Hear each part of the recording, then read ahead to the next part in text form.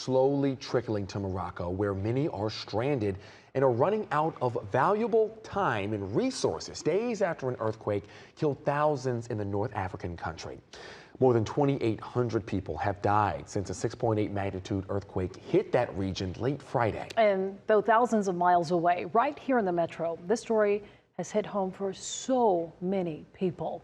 Atlanta News First reporter Chelsea Bynford live at Hartsfield-Jackson International Airport tonight.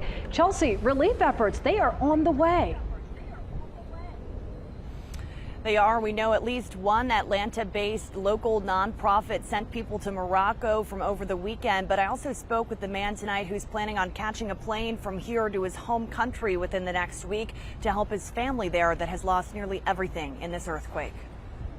My ties are still very strong to my community. Mustafa Ezergani moved from Morocco to Athens, Georgia in 2016. On Friday, he was driving to work, talking to his sister on the phone when terror struck. I was on the phone with a family member when the earthquake, at the moment where the earthquake hit. Then he says the line went dead. It put you in a state of shock.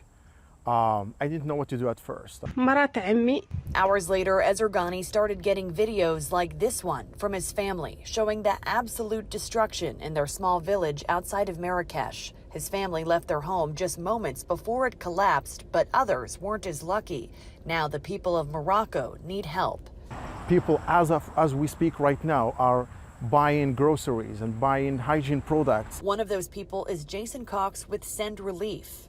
These villages have been flattened. An Atlanta-based nonprofit ministry that responds to crises both at home and abroad. I've had several groups that have been out, buying supplies and driving into the affected areas and trying to serve people. Cox says his team visited 3 villages on Monday and will continue traveling through the region tomorrow. They're passing out food, water, and blankets, but he said most people are in need of physical shelter.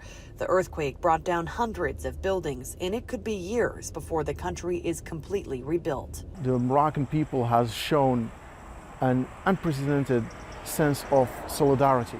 I hope that in the next few days, this crisis will pass and Moroccans will overcome this crisis.